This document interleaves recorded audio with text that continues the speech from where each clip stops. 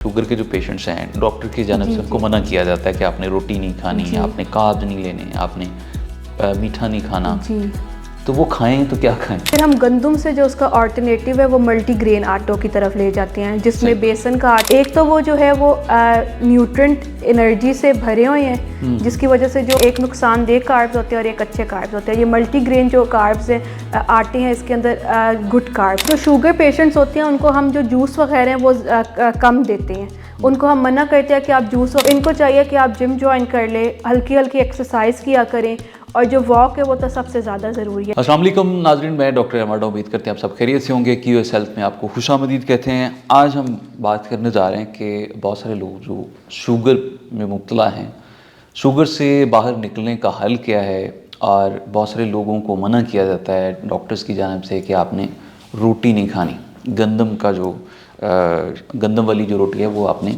नहीं खानी, कार्ब्स कम से कम लेने हैं, और भी बहुत सारी चीज़ों से मना किया जाता है। तो शुगर पेशेंट खाएं क्या, और उनको अपना शुगर लेवल स्टेबल रखने के लिए, नॉर्मल रखने के लिए क्या करना चाहिए, इस मौजू को डिस्कस करने के लिए हमारे साथ मौजूद हैं मिस निमरा जाहिद, जो कि कंसल्टेंट न्यूट्रिशनिस्ट हैं।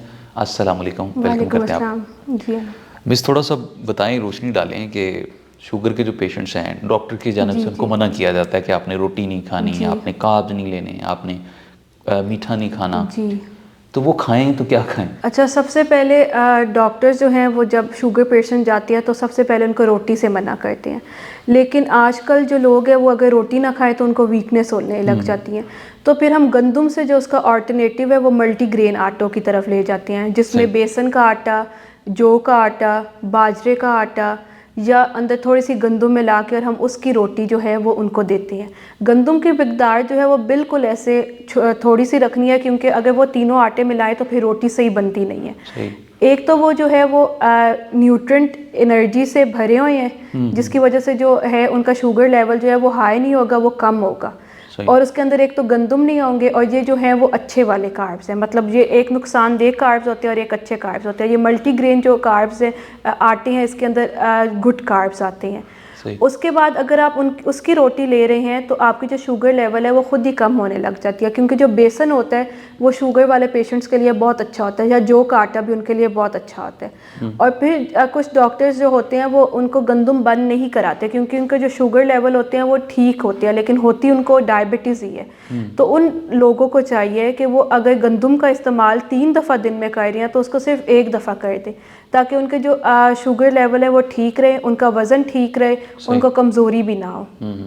और उसके अलावा जो हम डॉक्टर्स के पास जाते हैं वो उनको कहते हैं कि आप मीठा बंद कर दें, क्योंकि शुगर पेशेंट्स जो होते हैं उनको मीठे की बहुत ज़्यादा शौक़ होता है।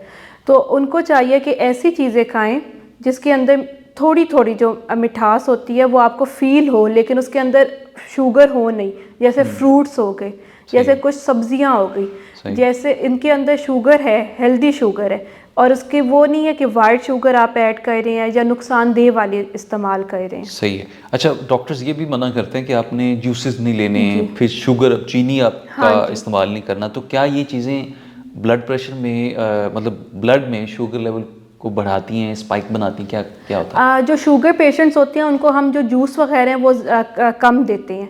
उनको हम मना करते हैं कि आप जूस वगैरह ना लें, क्योंकि उसके अंदर एक तो मिकदार ज़्यादा हो जाती है फ्रूट्स की एज़ कम्पेयर टू आप अगर उसको अकेला फ्रूट खा रहे हैं, और उसके अलावा उसके अंदर शुगर लेवल ज़्यादा हो जाता है। और जो जूस वगैरह है उसके अंदर से जब वो हम जूस बनाते हैं तो उसका फ़ाइबर जो है वो कम हो जाता है, तो शुगर वालों के लिए फ़ाइबर अच्छा होता है। तो हम शुगर पेशेंट्स वालों को यही कहते हैं कि आप जो है फ्रूट ऐसे ही खाएं, उसका जूस ना बनाएं।